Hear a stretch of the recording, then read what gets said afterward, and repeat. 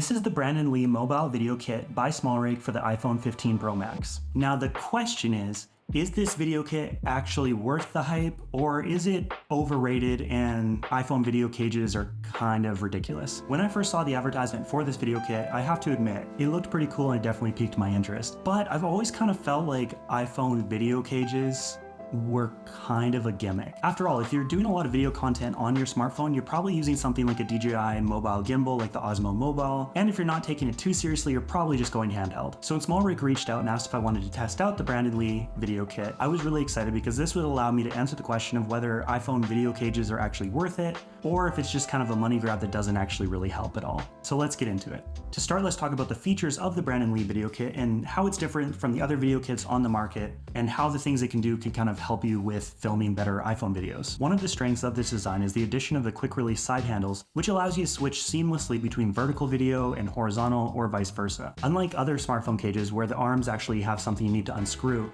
this saves you actually quite a bit of time, and I was pretty impressed with that. Additionally, these side handles can also serve the function of a top handle just by kind of clicking onto the top section as you're filming, so you can film lower down. And if you do find yourself filming a lot with the top handle, you can actually change how this connector piece attaches to the cage itself using an included Allen key that's just in the bottom of the handle to turn this attachment piece on the handle so that you can actually hold it much more like a camera cage top handle would be, and it'll be facing this way. The Brandon Li cage features a really clean, kind of muted green and black colorway. It features his signature right at the top, which is a really cool feature and kind of a nice little detail. The lens plate is interchangeable, and SmallRig does sell different lens plates that have different screw threads mounts if you're using external lenses like the ones made by Sandmark or Moment, but those do not come with the kit themselves. The base plate that comes standard with the Brandon Li cage connects to this piece, which they also include, and that just connects to the section that is the wide angle lens. And so you just put it in, turn it, and you want the circle of the adapter to completely surround all the lenses without kind of going over any of them, so it doesn't affect the image quality by blocking one of the lenses. The Brandon Li cage also includes these side handles, which you can clip to the sides or the top and bottom to shoot either vertically or horizontal. And those just snap in. You just pinch, line it up, push in, let go, and it's connected. Now, this cage is exclusively built for the iPhone 15 Pro Max. However, SmallRig does have a 15 Pro version. Instead, I believe it comes in an all black colorway, but a really great option if you are using a different phone. To insert your phone on this cage, it's a really simple process. All you have to do is take your cage, it's a little button up at the top here. You push that, raise this top piece. Then take your iPhone 15 and just slide it in. And close, clip, and you're good to go. Now, it should be noted that there is no protective surface for the back of your phone, so your phone can get scratched, but they did this intentionally so that you can attach kind of mag-safe devices, which will allow for longer recording time, whether you're talking about storage or battery life. Now, a really cool feature of this video kit is that one of the handles actually comes with a camera button that you can click, and it runs off of Bluetooth connectivity with your phone. So all you have to do is hold down till you see a green light flash, turns on, and then find the device under SmallRig in your Bluetooth devices, click on that, connect it, and then whenever you want to record, all you have to do is click the side, and it starts recording, which is really, really handy. Click again to stop. Same thing works for photos. If you want to take a photo, click once, and it takes the photo. Now, when you're done, just make sure to hold down, and that'll actually turn off the device. You'll see a little flash. This is off now, it won't kill the battery. Jumping back to the filter adapter on the front of this video kit, and this is one of the reasons why I actually really like the Brandon Li SmallRig collab, because it also comes with this great little ND filter, which will cut the amount of light that can get into your sensor. And this is a magnetic clip, so you just put it on, kind of do a little turn, it locks into place. And this will be really handy, especially if you want to utilize the Apple 15 Pro and Pro Max's ability to film in log profile. because you will need to have locked shutter speed, and this is why you need variable ND filters in filmmaking. Now, if you do have an iPhone 15 Pro or Pro Max and you do decide to buy this kit, I don't think you're gonna get the most out of it unless you download the Blackmagic Cam app, which is completely free and gives you so much more control over your videography settings. Now, if you do use the app, this is a really quick rundown of the settings that you should have turned on and turned off. So to start off with, we're gonna click this button, and we're gonna turn zebras on, and you're gonna want 95% set on that. For this, we're gonna turn on our thirds so we can kind of see that. We're gonna turn on this to see if we are level or not. And we are going to turn on the middle button so we know exactly where center is. Continuing on, this will be your different aspect ratios, and you can set that to your liking. And then this one is gonna be really, really handy because it is actually false color, which is something you'll find on cinema cameras and is a really great tool for determining exposure. On the left there, you're gonna see a measurement of kind of different colors, with red being really hot and like you're overexposed, and dark purple being you are very underexposed. So you're gonna want to kind of have your exposure in the middle there. I've already shine it directly at my spotlight. Again, that is bright red, overexposed. We're not capturing any of that information.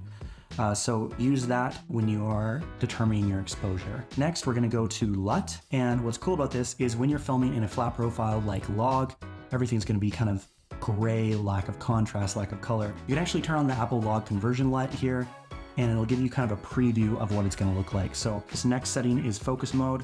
I personally usually like it on autofocus when I am using this cam, although it's good to know where you can turn that off.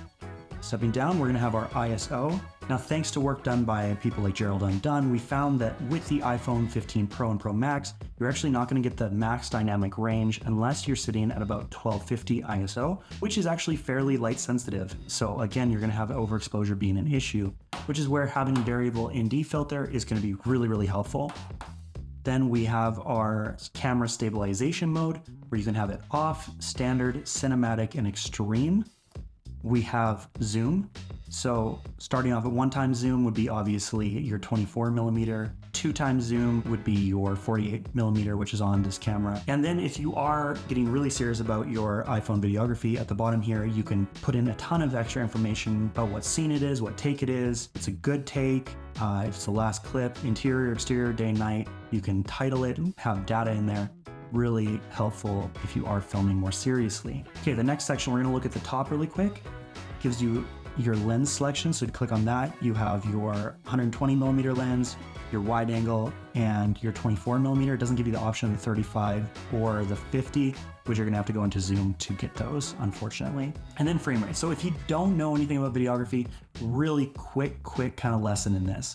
Depending on where you're filming, you're gonna have two different systems. If you're in North America, Canada, North America, things like that, you're gonna be filming with the standard, which is gonna be 24, 30, 60, and 120 frames per second.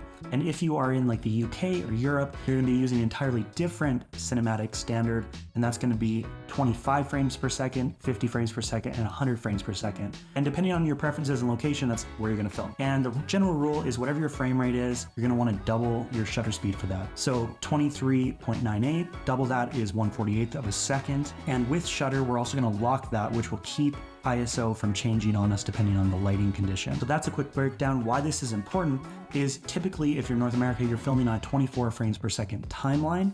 And so if you're filming at 24 frames per second, that's going to be playing at 100% speed. You cannot slow that footage down.